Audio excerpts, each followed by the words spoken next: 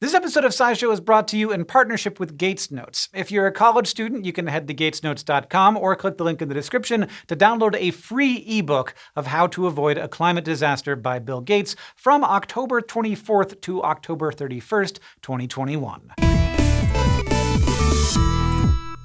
Carbon dioxide did not create the climate crisis on its own. Humans have been releasing it and other greenhouse gases into the atmosphere way faster than Earth's natural cycles can pull them out again. And a lot of those natural cycles depend on plants to remove carbon from the air. But even though plants are some of our best carbon-removing tools, the way we've been growing them for food produces a pretty significant carbon footprint. So some researchers have turned to the oceans. Introducing seaweed as a staple in our agricultural industry could help reverse some of the effects of climate change. And while no one solution is likely to save the world, these little ocean organisms have big potential. The thought of agriculture might lead you to picture some beautiful farms with rows of green, carbon dioxide-consuming crops. But agriculture is a significant contributor to the climate disaster. The U.S. Environmental Protection Agency estimates that in 2019, 10% of U.S. emissions originated in agriculture. Making fertilizer and managing soil quality requires energy, and livestock cattle burp up methane, which is a more potent greenhouse gas than CO2.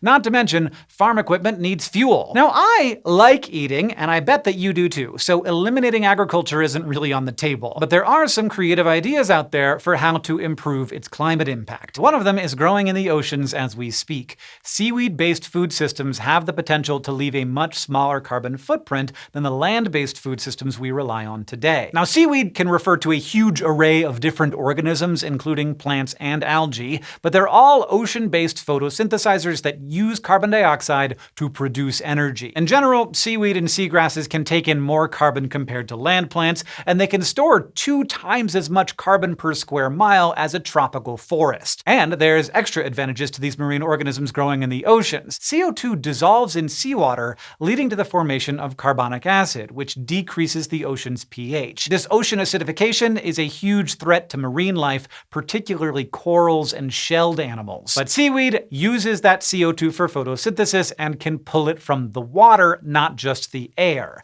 Several studies have shown that growing seaweed can raise the pH of the surrounding water during the day when photosynthesis is taking place. By preserving organisms that would otherwise be more susceptible to acidification, seaweed helps maintain ocean biodiversity. All this adds up to seaweed being a pretty sustainable crop. So the question becomes, what are we going to do with all of it? Sushi rolls are great, but some researchers envision seaweed taking a central role in our diets, maybe one day becoming a staple crop alongside wheat or maize. To that end, seaweed farms are the fastest growing area of food production in the world. But it doesn't have to be food for us, because a lot of our crops go into feeding our livestock. In a 2015 study, researchers fed cows a seaweed-based supplement, which reduced the methane in their burps by 99%. So we could cut emissions from cattle production just by feeding them a little seaweed. But seaweed's agriculture uses go beyond just growing and eating the seaweed. We could also use it as a better substitute for synthetic fertilizers. Seaweed can be heat-treated to make carbon-rich additives for soil.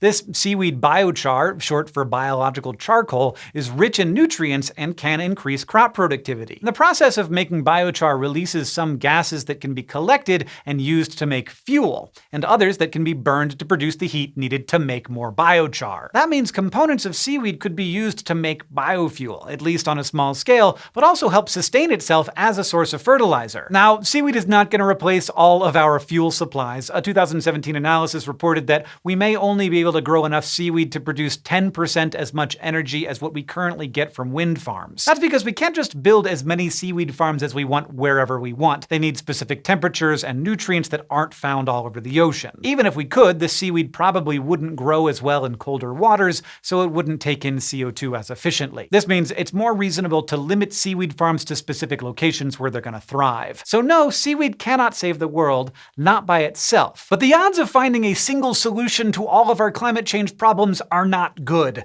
Seaweed is one of the many very promising tools that we can use together to make a dent in cleaning up our mess. Thank you for watching. If you're interested in learning more about climate change and you're a college student, you can head to Gates gatesnotes.com or click the link in the description to download a free ebook of how to avoid a climate disaster. It'll be available from October 24th to 31st, 2021. The ebook explains how we could reduce and eliminate greenhouse gas emissions, from changing the ways we grow things to the ways we make things and travel. Thank you again to Gates Notes for sponsoring this episode of SciShow.